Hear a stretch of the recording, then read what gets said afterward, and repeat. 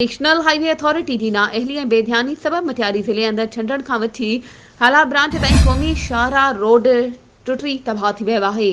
Road जे ॿिन्ही पासनि खां रस्ते में वॾा वॾा खॾा पइजी विया आहिनि, जंहिं करे हादसा रोज़ जो मामूल बणियल ऐं समय जानियूं ज़ाया थियण जो ख़तरो आहे। मटियारी ज़िलो छंडण खां शुरू थिए थो। उतां खां वठी मटियारी, बाउदेरो, सेखाट, खेबर, खंडू, भिटशा, मोरी, हाला, न्यू बारू चोबाग, न्यू सैदाबाद, पंजमोरो, हाला ब्रांच ते मटियारी ज़िले जी हद ख़त्म थियण ताईं क़ौमी शाहराह रोड हंधा हंधा उखड़िजी वियो आहे। रोड जे ॿिन्ही तरफ़नि खां रस्ते में वॾा वॾा खॾा पइजी विया आहिनि ऐं हिफ़ाज़ती पुलूं, मोरियूं, नाकारा बणिजी चुकियूं आहिनि।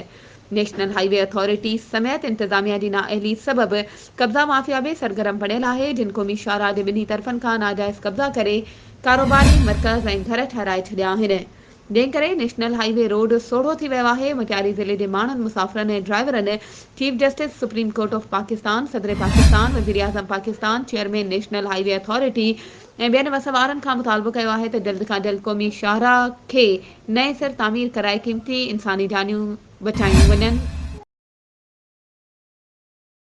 वधीक ख़बरुनि ऐं अपडेट्स जे लाइ असांजे चैनल खे सब्सक्राइब कयो ऐं हा, बेल आइकन खे प्रेस करणु न विसारिजो त जीअं असांजी हर नई अचण वारी वीडियो तव्हां ताईं पहुची